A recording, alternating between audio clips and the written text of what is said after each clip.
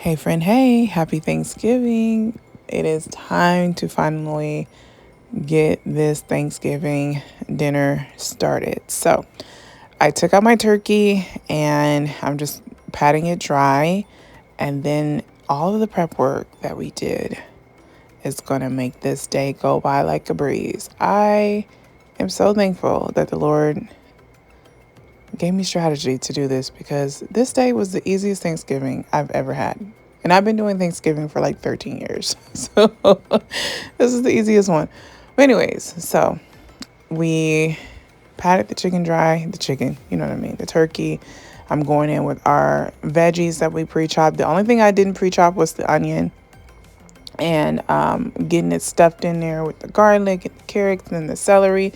I did have some lemons that were kind of like going bad, so I was like, you know what, y'all, let's just go ahead and cut up the lemons and put them in there, so I don't have to throw them away. I hate wasting food. So here's our compound butter that we made. I brought all these. I said as soon as I woke up early this morning, I just set all this stuff out so it can come to room temp.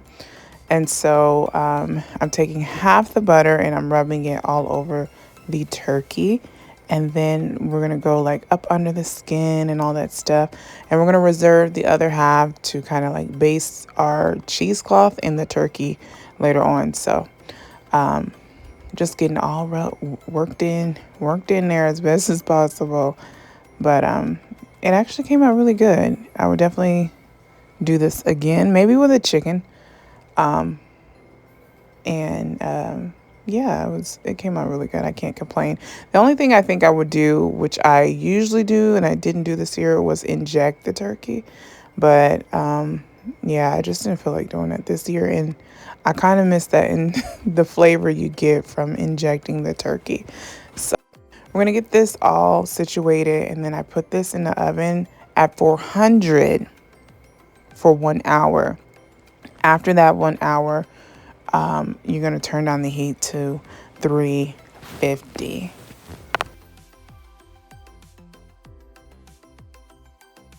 I also topped the bottom of the pan with just a little bit of the remaining chicken stock. I could have used the one I made, but I already had this open, so whatever. So I melted the remaining butter in the microwave, and then here's my cheesecloth. I just dipped it in here. I got this technique from Tony Chapman, the Moody Foodie. I follow her on social media, and I've seen her do this for her Cajun turkey. I didn't want Cajun this year. I wanted something more traditional, so I didn't follow her recipe, but I kind of followed her technique, and it came out really good. I can't complain. So every hour you want to baste your turkey. I don't have a turkey baster, but I have a spoon I can use. So this is after 3 hours.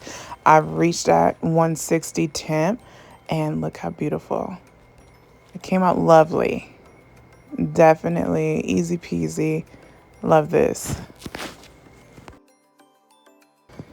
Now moving on to our macaroni and cheese. This is the only thing I did not prep.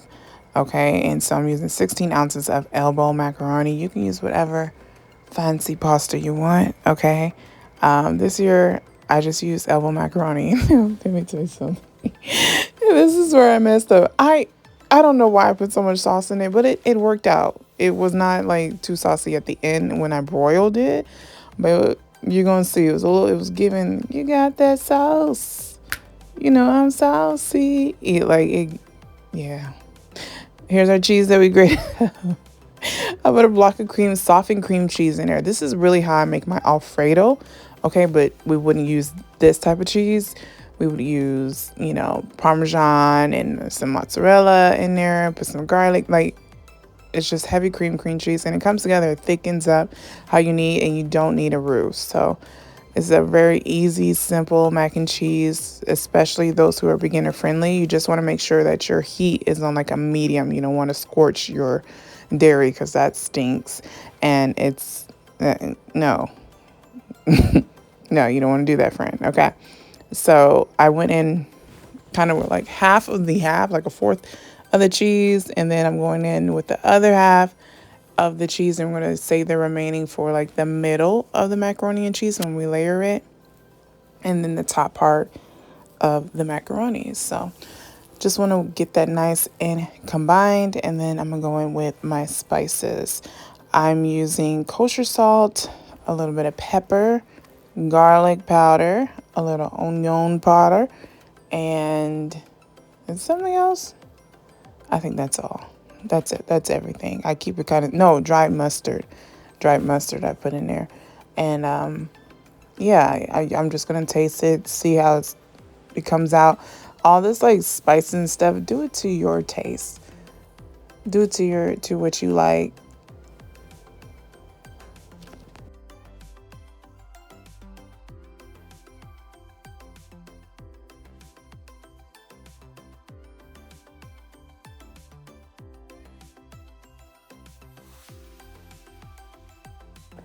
And then I'm just using my 9x13 pan.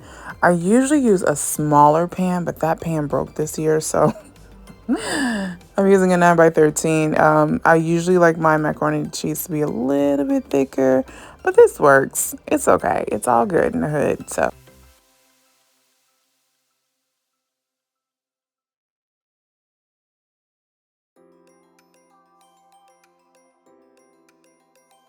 So yeah, you can omit this middle section and adding in the shredded cheese. Sometimes I do that. Sometimes I don't want all that cheese and just like the top. But again, do it to your liking.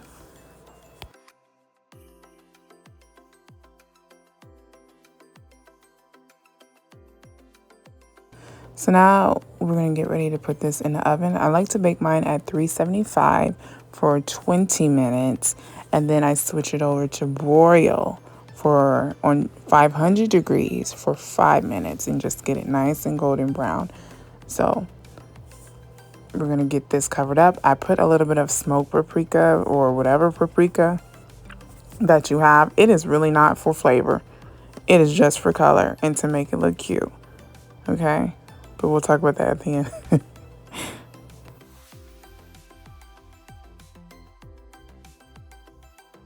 So now we're going to move on to the yeast rolls.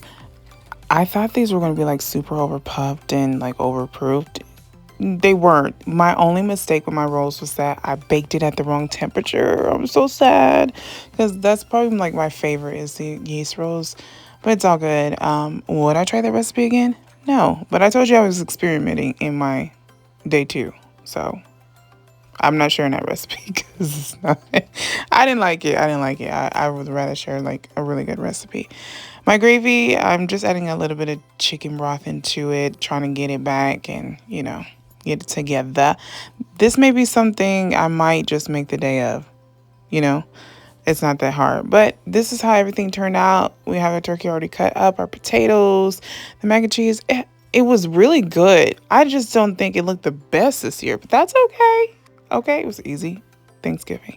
Our dressing, the gravy, and look at my yeast rolls. Oh my God. But anyways, I hope y'all enjoyed your day. Bye, y'all.